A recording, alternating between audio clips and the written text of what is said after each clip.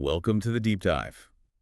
Today we're focusing on something really important, supporting the mental well-being of kids aged about 6 to 10. Mm-hmm.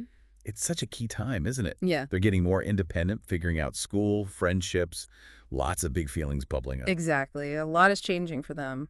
So our mission today is pretty straightforward. We want to pull out some really practical, actionable things listeners can do. Ways to nurture their child's mental health during these years. Right. Based on what we know about meaningful conversations and just creating that supportive home environment. Okay, let's dive in. Why is this specific age range, 6 to 10, such a focal point when we talk mental well-being?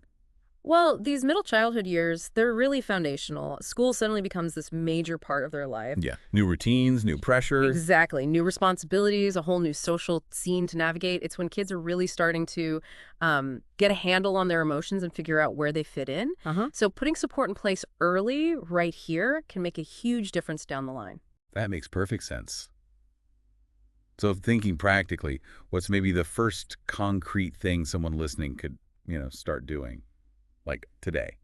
Okay, so one really powerful thing is regular check-ins. But, and this is key, moving beyond that automatic "how was school?" Right. The one-word answer question. Yeah, you get the fine or okay. Instead, try asking more open-ended questions. Things like, what was the best part of your day? Okay. Or maybe, did anything happen today that made you feel really happy? Or even, did anything make you feel a bit upset or frustrated? So you're nudging them to actually name the feeling. Precisely. It encourages them to identify emotions and, crucially, talk about them. It opens the door. That's a great tip. Very actionable. But it's not just what you ask, is it? It's also about the feeling, the environment. How do we make sure they feel safe enough to actually share those things? You're spot on. Creating that safe space is absolutely vital. And honestly, a lot of it comes down to how we act as the adults. How we model things. Exactly. Modeling calmness, showing empathy when they're having a hard time, that teaches them way more than just telling them to calm down. Hmm. Also, a big one is praising their effort rather than just labeling them. So instead of, you're so smart, wow, you really stuck with that drawing. You tried so many different colors. Focusing on the process. That builds resilience, right? Not just being afraid to fail. Totally. It builds confidence and what we call a growth mindset. The idea that abilities can be developed. Less fear of messing up. So alongside modeling and praising effort, what are the core messages, the things kids really need to hear from us during this stage? Yeah, there are a few really fundamental ones. They absolutely need to know it's okay to talk about the tough stuff, the sad feelings, the angry feelings. Not something to hide. Not at all. And they need to get that making mistakes is normal, it's part of learning, and it doesn't change how much you love them. That's huge. Okay. And just fundamentally that their thoughts and their feelings matter, that you're listening and you care. Those are powerful. So we've got talking, asking better questions, modeling calm, praising effort. Are there other practical ways to show support, maybe less talk focus? Oh, definitely. Just spending quality time together doing shared activities works wonders. It builds connection, builds trust. Like what kind of things? It can be super simple. Drawing together, going for a walk, baking something, reading a story. Whatever you both enjoy.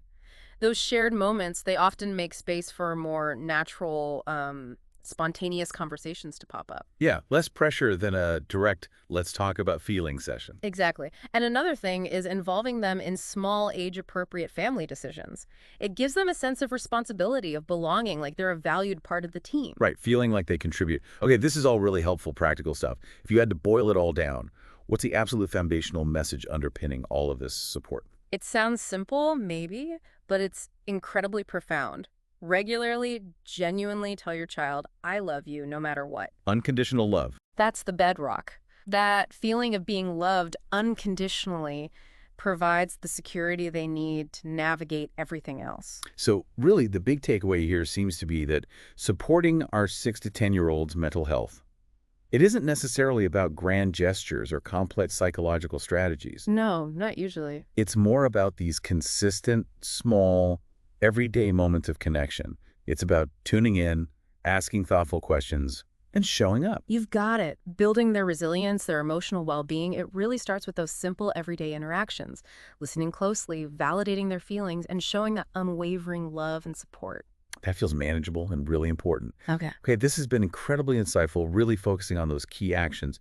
So for everyone listening, maybe a final thought to take away. Mm-hmm. Think about one opportunity today, just one chance to ask your child a slightly different question about their day, something open-ended that goes beyond the usual routine. And then just listen.